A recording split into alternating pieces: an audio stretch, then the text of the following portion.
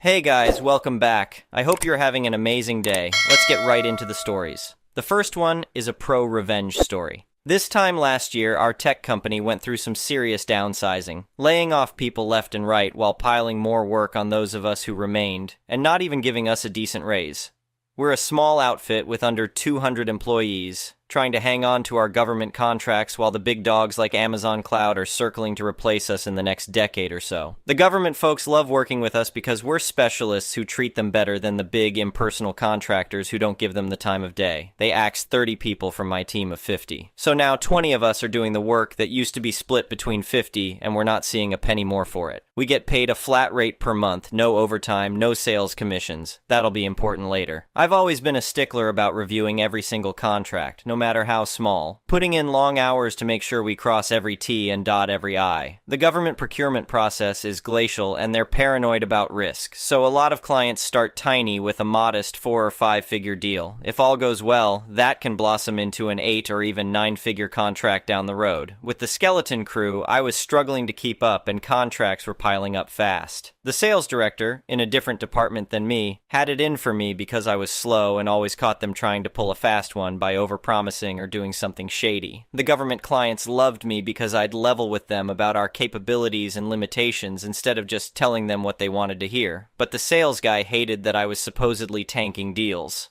Of course, most of my clients stuck with us for decades. For example, sales was trying to dump a bunch of outdated Dell Windows laptops on this school district, while the whole state was switching to cheaper Chromebooks. Schools are strapped for cash, and whatever computers they buy, they're stuck with for 5+ years minimum. On top of overcharging for the obsolete laptops, sales quoted these poor schmucks almost $1 million for IT support to deal with the inevitable hardware failures down the line. When I spoke to the district, I gave them some examples of northeastern states saving money by going with Chromebooks instead, future-proofing their tech investment at a fraction of the cost. My job is to get them the best value, so they'll stick with us for 5 or 10-year deals. The district ended up getting Chromebooks for 40% less than the laptop quote, with IT support that was under 20% of what sales tried to bill them initially. Sure, it cost those vultures a few grand in personal commissions, but we locked in a half-decade contract with the client. The sales director went ballistic when he found out I was spending too much time vetting these smaller deals instead of rubber stamping them. He tore a strip off me in front of our boss, who didn't have my back at all. The boss just asked me, "Why don't you stop nitpicking the little stuff and do what the sales guy wants?" I tried explaining that a lot of these small contracts could turn into big ones down the road, so I needed to get them right from the start. Mistakes that seem tiny at first can snowball into massive liabilities if we get sloppy. Plus, with them dumping 3 or 4 people's workloads on me, I was swamped. That just set the director off again, yelling about how I didn't know anything about contracts after his 5 years of experience. He bragged about making more money per month than I did all year, so I should just shut up and listen to him instead of questioning things. It stung to get that arrogant crap from a guy who drives a luxury sports car and blows hundreds on long boozy lunches with government employees using his ill-gotten commission money, while I'm sharing a cheap apartment and having to pinch pennies. I asked the sales jerk to put his suggestions for improving my work in an email. He fired one off like a petulant brat with a snarky, "Can't you even remember what I said in the meeting?" His brilliant advice was for me to stop reviewing any contracts under 100K, trusting that sales had done their due diligence already. I promptly replied, copying my boss, that skipping contract reviews under 6 figures could expose us to major liability down the line. I wanted him to confirm, in writing, that sales would be 100% responsible for financial, legal, and regulatory compliance on those smaller government jobs from now on. No exceptions unless he countermanded that order. That smug piece of work took the bait, hook, line, and sinker. Enter malicious compliance. Instead of spending 2 hours scrutinizing every minor contract, I gave them all a 10-minute skim job. Like magic, my backlog disappeared and I was out the door by 6:30 p.m. When a 10K deal came across my desk, I noticed it included an old 30% rebate clause for our software vendors that we'd scrapped 5 years earlier in favor of 5-10% rebates. But I also knew this particular government client had just secured a huge budget increase and was going on a spending binge. Keeping track of that stuff is literally my job. There was a high probability they'd leverage this dinky little 10K starter deal into a $100 million monstrosity down the road, with that outdated 30% rebate adding $30 million to our costs. But then I remembered what the exalted sales director said about not fussing over small contracts. So 10 minutes later, I emailed over the obligatory "no issues detected," compliant with sales team's due diligence. Since this was peanuts at 10K, nobody raised any red flags about that crazy rebate clause. 10 months later, the state government wanted to expand our business relationship with at least the same favorable terms for a new $50 million mega contract, the biggest our company had ever seen. The sales director was only too happy to shake on a same or better deal for that client, secure in the assumption that our existing deal terms would just carry over. I mean, what could possibly go wrong? With such a massive contract, every department from legal to IT to finance had to get involved, taking 3 full months to rev up this juggernaut. The sales weasels were practically doing backflips, drooling over the 7-figure commissions they were about to collect. Of course, I wasn't getting a cut since my job is to protect the company's interests, not just make myself richer. When finance finally finished their assessment, they turned white as ghosts. Upholding that 30% rebate clause would cost us $8 million, erasing any profit on the deal. Everyone started frantically searching for the person responsible for approving such a catastrophic money pit. We'd legally committed to those same terms for 3 years, no takesies backsies. Legal said we were stuck taking a huge hit. The CEO called an emergency meeting with all the heavy hitters involved, determined to find a scapegoat. The sales director had to face his own team and explain why their massive bonuses had gone up in smoke after 3 months of thankless labor. When legal and finance revealed it was that harebrained 30% rebate that torpedoed the entire contract's profitability, the sales guy went into an incoherent rage, blaming me in front of everyone and ordering me to grab a box for my desk belongings. That's when I turned to face the whole captive audience, connected my laptop to the display cable, and threw his incriminating email up on the big projector screens for everyone to read. There it was in black and white. The sales guy expressly forbidding me from reviewing deals under 100K and promising his team had properly vetted them already. While the whole room collectively smirked at the email, the director flailed around wildly, calling me a horrible employee who'd misunderstood his instructions. I calmly scrolled down to his reply, blowing off my warning about potential crippling liabilities for the company. The smug bastard turned beet red, reduced to sputtering incoherently while flinging around desperate accusations and racist insults at our overseas IT consultants. He totally lost his mind in front of everyone, utterly humiliated. The aftermath. After that, I got explicit instructions to spend 2-3 hours carefully scrutinizing every last contract again, no exceptions. The company recognized it was cheaper to hire 20 diligent staffers like me at $70K per year than to let the sales scumbags saddle us with colossal losses through sheer greed. My team grew to 40 people, still not the original 50, but enough to handle the contract load properly. As for Mr. Mastermind Sales Director, the company exercised a bonus clawback clause forcing him to repay his entire previous year's commissions, a cool $300K, for the debacle he'd caused. He got canned shortly after that. Present day. The disgraced dirtbag actually sued for wrongful termination, but just recently lost that case too. On top of the $300K clawback, he now owes the company an additional $200K in legal fees for that frivolous lawsuit. Over $500,000 down the drain for that scumbag, all because he was too arrogant to listen. Update 1. A lot of folks wonder why I stick with this low-paying gig instead of making more elsewhere. Here's the thing. My role is to help government agencies get a fair deal from all the tech vendors, not get fleeced by any one predatory megacorp. It gives me satisfaction to save taxpayer dollars and steer clients toward the best solutions, not just whatever makes my bosses richer. During those first scary COVID lockdowns, government budgets froze up while they scrambled to continue basic operations remotely via Zoom and such. With money tied up everywhere, sales sharks were circling these captive clients, trying to extort whatever they could by forcing new expensive contracts for home hardware and software. I went to the CEO and persuaded him to offer a 60-day free trial program to get agencies up and running quickly, only charging basic setup and delivery fees to cover our costs. It was risky, but we brought in an insurance provider as a safeguard. I sold the CEO on the idea that this was our chance to be a true partner with government in a crisis instead of exploiting them further.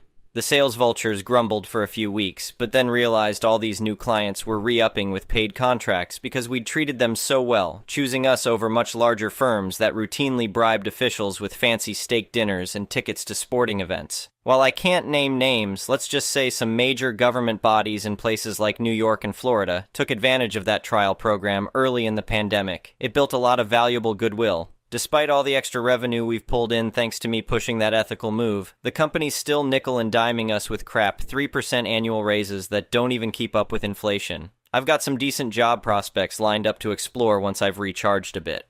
Update 2. Here's one more story showing why sales can't stand me. We had a telecom contract with a state government that ballooned during COVID due to employees working remotely. A group Zoom call got scheduled to discuss hiking the state's monthly rate from $60K up to a ludicrous $300K. I pushed back, saying the increase in call volume wasn't nearly enough to justify a 500% price gouge. A $100K monthly rate seemed more reasonable to me, covering our extra costs with a healthy profit margin on top. The Neanderthal sales cranks just laughed me off, saying if the client was dumb enough to pay $300K, who was I to object?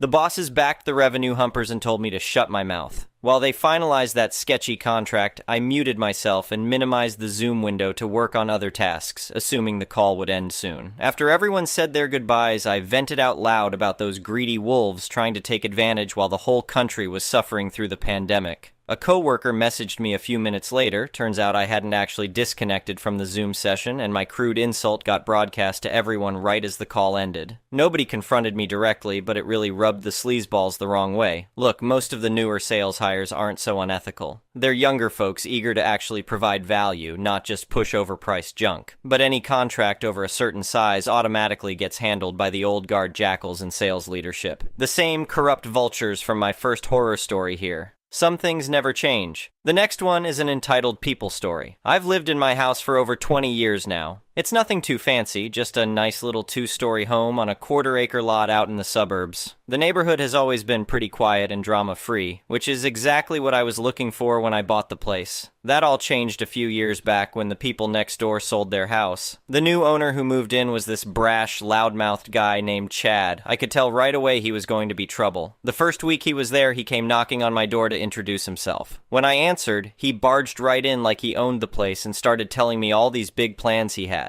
He was going to renovate his house, redo the landscaping, build a big new fence on the property line. I tried to politely nod along, but this guy just wouldn't shut up. After what felt like hours of listening to him ramble, he finally left. I figured that would be the end of it, just an annoying first meeting. Oh, how wrong I was. The very next day, I heard the deafening sounds of construction starting next door. Chad had hired a crew and they were there tearing up the yard at 8 a.m. on a Saturday. So much for my peaceful weekend mornings. Over the next few months, the noise never stopped. The banging, drilling, and beeping from the construction equipment was endless. And forget about trying to enjoy my backyard. With the new big privacy fence Chad installed, my view was completely ruined. I tried to reason with Chad about the disruption from the renovation, but he refused to show any consideration for me or the other neighbors. He yelled about how it's his property and he'll do what he wants.